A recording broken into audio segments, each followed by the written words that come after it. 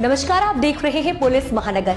तो आइए शुरुआत करते हैं आज की कुछ खास खबरों से। महाराष्ट्र के कल्याण डोंबिवली महानगर पालिका क्षेत्र में बीजेपी और एकनाथ शिंदे गुट के बीच भारी संघर्ष देखने को मिल रहा है। राज्य भर में एक दूसरे के पार्टी कार्यकर्ताओं और पदाधिकारियों को तोड़ने को लेकर बीजेपी और एकनाथ शिंदे की शिवसेना का बीच तनाव बढ़ा हुआ है। इसी बीच अब कल्याण डोंबिवली महानगर पालिका में शिवसेना बीजेपी गठबंधन टूटने के स्पष्ट संकेत मिल रहे हैं। बीजेपी के प्रदेश अध्यक्ष रविंद्र चव्हाण ने ऐसे संकेत दिए हैं कि वे रविवार को डोंबिवली में एक कार्यक्रम में बोल रहे थे। इस दौरान उन्होंने आगामी केडीएमसी चुनाव में बीजेपी के स्वबल पर लड़ने के संकेत दिए। रविंद्र चव्हाण ने धीरे से यही नहीं कहा कि बीजेपी एकनाथ शिंदे की शिवसेना से अलग होकर चुनाव लड़ेगी, लेकिन उनकी बातों का लहजा कुछ भी कह रहा था। उन्होंने कहा कि हर चुनाव में आप मुझ पर भरोसा कर वोट देते हैं। इस बार बस एक ही अनुरोध है, जो उम्मीदवार कमल के निशान पर खड़ा होगा उसे वोट दें।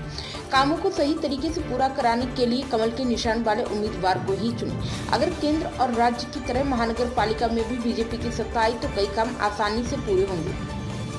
उन्होंने कहा, हम 100% एक ही विचार का यानी भारतीय जनता पार्टी का सरकार लाना है। रविंद्र चव्हाण के इस बयान पर महायुति की बजाय कमल के उम्मीदवारों को चुने राजनीतिक हलकों में काफी चर्चा हो रही है। रविवार को डोंबिवली में रविंद्र चव्हाण के हाथों कई विकास कार्यों का भूमि पूजन किया गया। इस कार्यक्रम में बीजेपी पदाधिकारियों के साथ मनसे के कल्याण जिला अध्यक्ष प्रकाश भोयर भी मौजूद थे।